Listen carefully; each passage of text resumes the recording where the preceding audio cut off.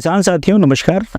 किसान साथियों, इस समय धान की फसल जो है आप देखेंगे बहुत जगह पे बालियां निकल गई हैं, बहुत जगहों पे अभी बालियां निकलने वाली हैं। लेकिन चूंकि धान की खेती बड़े पैमाने पे उत्तर भारत में की जाती है और ज़्यादातर जो हमारा किसान का जो फ़ायदा है, किसान भाई धान की खेती से बहुत अच्छा मुनाफा कमाते हैं। लेकिन छोटी छोटी बातें हैं, अगर किसान भाई सजग न रहें, चूँकि मौसम की भी प्रतिकूल मार पड़ती रहती है। बहुत सारी ऐसे विपरीत मौसम आप देखेंगे कि अचानक बारिश ज़्यादा हो जाना या बारिश न होना या पोषक तत्वों की कमी होना या सही से खेतों की निगरानी न कर पाना।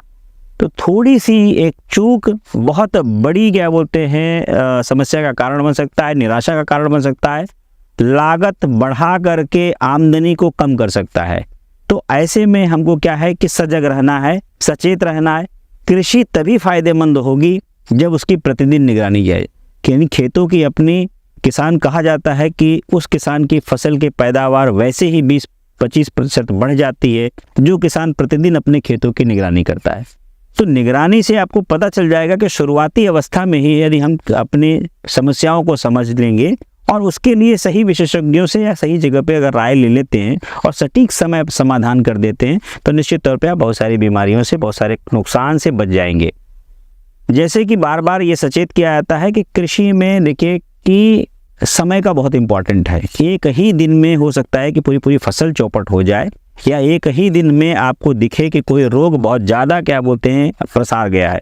खासतौर से जब जहाँ बालियाँ नहीं निकली है वहाँ पत्ती जो बैक्टीरियल लीफ ब्लाइट जो है और शीथ ब्लाइट है, ये बहुत सारा ब्लास्ट कहीं कहीं है, ये सब जो रोग में है ये पनप जा रहा है। और कहीं कहीं कीटों में अगर देखें तो जहाँ जल भराव की स्थिति है वहाँ जो है BPH की समस्या यानी ब्राउन प्लांट हॉपर, भूरा फुदका होता है, पूरा खेत जला जला से बीच में दिखेगा, ऐसी भी समस्याएं हो जाती हैं। खासतौर से डिजीज़ में जो है रोग में बैक्टीरियल लीफ ब्लाइट बहुत कॉमन बीमारी है। पत्तियों में बहुत भूरे गत्थे कत्थई कलर के धब्बे हो जाते हैं और पत्तियां आप ये देख सकते हैं, मैं खेत में हूं और यहाँ भी बहुत सारे पत्तियों में आप देखेंगे कि बहुत सारे जो है भूरे काले धब्बे जो है नीचे चल रहे हैं और पत्तियां धीरे धीरे सूखने लगती, चूँकि प्रकाश संश्लेषण की क्रिया बाधित होगी और बहुत सारा जो वेजिटेटिव जो इसकी ग्रोथ है जो भी इसमें हो पाई है, पत्तियों के डैमेज हो जाने से पूरी तरीके से भोजन बनाना जो है इसमें नहीं हो पाएगा और प्रक्रिया और फिजियोलॉजिकल प्रोसेस जब इसकी गड़बड़ाएगी तो निश्चित तौर पे इसकी जो बालियाँ आएंगी वो डैमेज रहेंगी, कमज़ोर रहेंगी, बीमारू रहेंगी और उससे उत्पादन हमारा प्रभावित होगा। धीरे धीरे जहाँ जहाँ जल भराव की स्थिति है वहाँ BPH यानी एक पूरा रिंग जो होता है बीच में एक जला जला सा जगह दिखेगी कि ऐसा लग रहा है किसी ने कोई चीज़ एसिड डाल दिया है। तो ऐसा BPH की समस्या आएगी। नीचे से BPH में नीचे से लेकर के ऊंचे तक ऊपर तक छोटे छोटे भुदके देखेंगे आपको, वो पूरा गुच्छे के रूप में रहते हैं और पूरा रस चूस लेते हैं और 2-3 दिन में ही आपको बर्निंग दिखने लगेगी। तीसरी बात है जो कंडुआ की है, वो कंडुआ इस समय बहुत सटीक उसके लिए एकदम मुफीद समय जिसको बोलते हैं, क्योंकि मौसम ने जिस हिसाब से करवट ली है, आगे पीछे मौसम में बदलाव किया है।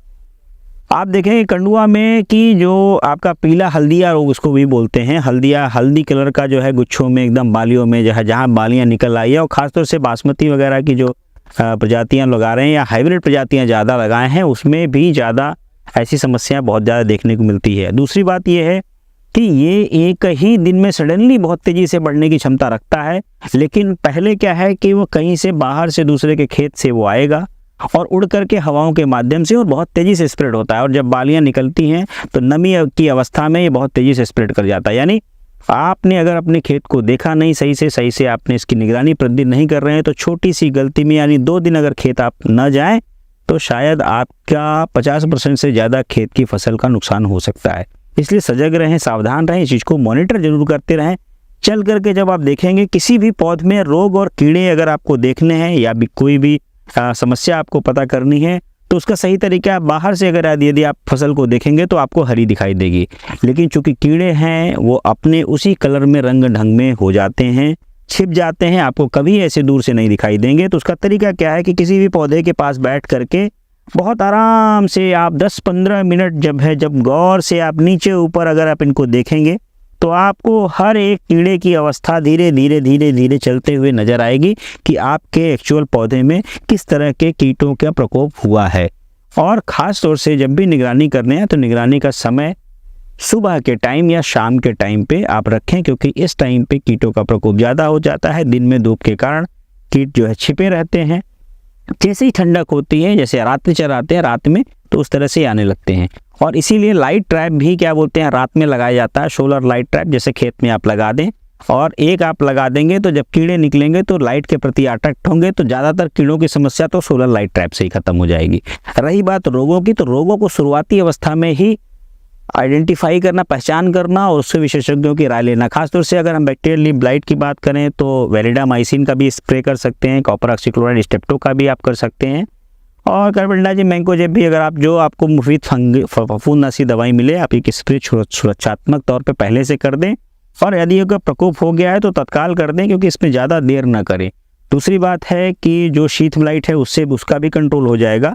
और जो BPH है, जो ब्राउन प्लांट होपर, यदि आपके खेत में जला जला सा दिख रहा है बीच बीच में, तो उसको जरूर गौर से देखें। यदि आपके गुच्छे होंगे, नीचे से कीड़े बैठे हुए हैं, तो बिप्रोफेजिन आप जो है या तो इथोफेन प्रॉक्स जो है वो आप कर सकते हैं। हालांकि कुछ दवाइयाँ जो हैं, जहाँ एक्सपोर्ट की बात करेंगे वहाँ ये दवाइयाँ प्रतिबंधित है, एक तरह से आप एक्सपोर्ट नहीं कर पाएंगे। इस पे यूरोपियन यूनियन ने पाबंदी लगा रखी है। लेकिन इसके लिए एक देसी इलाज ये है कि यदि पानी भरा रहता है तो उसमें क्या करें, ड्रेन पानी भरे न रहने, 7 दिन से ज़्यादा यदि पानी खेत में रहेगा तो निश्चित तौर पे BPH आ जाएगा। तो आप ड्रेन आउट कर दें, सीधे सीधे पानी को बाहर निकाल दें, फिर ताज़ा भर दें। यानी अगर ऐसी स्थिति नहीं, मान लीजिए पानी क्या बोलते हैं लगा हुआ है, तो ऐसी स्थिति में फिर धीरे धीरे आपको क्या करना है कि कुछ न कुछ मिट्टी का तेल वगैरह कुछ ऐसा लेकर के, या जो आपको ऑयल जनरली डीजल वगैरह जैसे हैं, इसको भी आप देसी उपाय में आप इस बीच बीच में डाल सकते हैं। इससे भी इनकी संख्या काफ़ी कम हो सकती है। और कोशिश करें लाइट ट्रैप, अगर आप इसको लगाते हैं येलो स्टिकी ट्रैप जरूर लगाएं।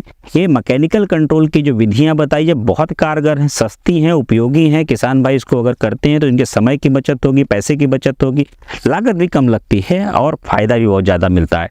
तो अगर हम अब बात करें हल्दिया रोग जो आपका चल रहा है, और भूरा भूरा भी कभी कभी गंदा गंदा भी आता है, यानी बालियाँ पूरी एकदम से जो है बिल्कुल ब्राउन दिखेंगी, काली काली दिखेंगी, कहीं कहीं हल्दिया रोग लाता। दोनों कंडीशन में ये पूरी बालियों को डैमेज करता है, यानी दाना की क्वालिटी एकदम ख़राब हो जाएगी, पूरा एकदम से बर्बाद खेत लगता है।